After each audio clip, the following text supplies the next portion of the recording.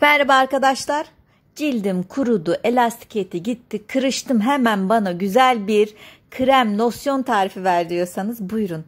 Hemen yapım aşamasına geçiyorum. Bir tane olgun aloe vera bitkisini birkaç santim kökünden yukarıda olacak şekilde kestim. Bakın o sarı sıvıyı anında akıttı. Bir bardak içerisinde dik bir şekilde koyuyorum. 15-20 dakika beklettikten sonra o sarı sıvısını fazla lateks oluşturabilecek, cildimizde alerji yapabilecek olan sıvıyı akıttım. Sonrasında güzelce yıkıyorum bitkimi ve uç kısmında içerisinde jel barınmayan yere atıyorum ve kenarlarındaki dikenli yapıdan kurtarıyorum. Sonra o özüne ineceğim. Aloe vera jelini çıkartacağım kolaylıkla. Buna aynı zamanda ölümsüzlük bitkisi, gençlik çeşmesi adını da veriyorlar. Yıllardır kullanılan, çok fazla fayda görülen bir bitki. Benim de çok severek hem maskelerde hem kremlerimde tercih ettiğim güzel bir bitki. Bu sefer bitkisine kıydım. Hazır olanın değil de bu şekilde kendisini kullanmayı tercih ettim. Dilerseniz hazır jeliyle de yapabilirsiniz ama bunu tercih etmenizi öneririm. Bir bıçağın arka kısmıyla, sırt kısmıyla jelini kolaylıkla bu şekilde çıkartıyorum.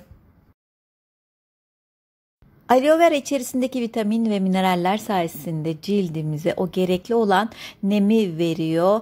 O ihtiyacı olan elastikiyeti kazandırıyor. Kırışıklıklarımızı dolduruyor. Siyah nokta ve sivilce izlerinden kurtulmamızı sağlıyor. Aynı zamanda o sinek ısırıklarına, böcek ısırıklarına, cildimizde güneşten kaynaklı yanıklara da oldukça iyi geliyor. Jelini bu şekilde bıçak veya kaşık yardımıyla çıkarttım arkadaşlar. Kalan bitkiyi atalım mı, atmayalım, son damlasına kadar faydalanalım. Küçük parçalara ayırıyorum ben jelini çıkarttığım yaprağı da.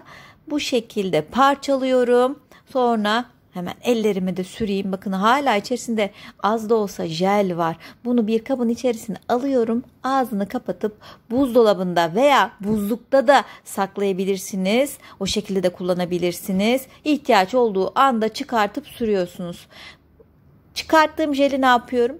Karıştırıcımı aldım daha pürüzsüz bir kıvam elde etmek için. İsterseniz çatalda kullanabilirsiniz ezmek adına ama böyle daha pürüzsüz oluyor. Yaklaşık 3 yemek kaşığı aloe vera jelini elde etmiş oldum bu şekilde. Şimdi gelelim jojoba yağına. Bu da çok güzel bir yağ. Özellikle sivilce ve akneleri gidermede, kırışıklıkları azaltmada, cildin yağ dengesini korumada çok etkili, esneklik kazandıran güzel bir yağ. Ben çok seviyorum.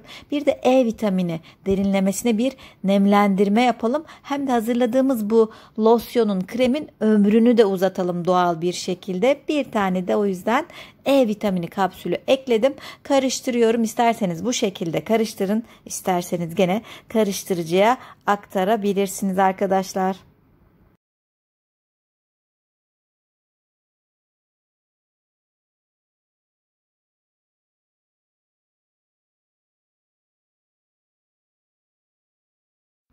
Ve hazır, birkaç dakika içerisinde tarifim hazır, misler gibi oldu. Bir sprey şişesine aktardım.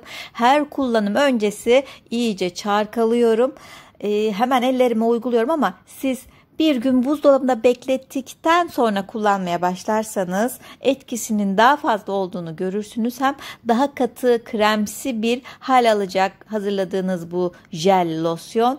Daha da severek kullanacağınızı düşünüyorum bir gün sonrasında. Avucumun içine de sıktım. Onu avucumda güzelce ısıtıyorum. Şimdi bunu yüzüme uygulamaya geçiyorum. Özellikle boyunda sürerken aşağıdan yukarıya doğru masaj yapın. Cildinizi gerin. O kırışıklıkları doldurun. Çok güzel bir krem yaptık. Çok basit, ucuz maliyetli, etkili bir krem yaptık. Bakın bir gün sonrasında nasıl katılaştı. Jel, krem halini aldı. Onu da görün istedim. Hem bu jeli hem aloe vera yapraklarını sinek ısırıkları, güneş yanıkları içinde kullanabilirsiniz. Bakın ben sonrasında oğlumda bu şekildeki küçük yaralarda da bitkiyi bu şekilde kullanıyorum. Hem böyle serin serin cildi çok güzel ferahlatıyor, rahatlatıyor. Bir süre üzerinde bekletiyorum. Çok güzel etkiler elde ediyorum. cilt kuruluğunuz var ise, kırışıklıklarınız var ise, daha pürüzsüz, daha gergin, neme doymuş bir cilde kavuşmak istiyorum diyorsanız bu bitkileri mutlaka kullanın. Bakın, bitkime ne oldu? Birkaç gün sonrasında kendini bile iyileştirdi, bu kadar güzel bir bitkiyi. Ben çok seviyorum. Umarım siz de bu jel kremi hazırlar, güzel sonuçlar elde eder ve alta yorumlarınızı bırakırsınız. Kendinize çok iyi bakın arkadaşlar. Sevgiyle, saygıyla kalın. Hoşça kalın.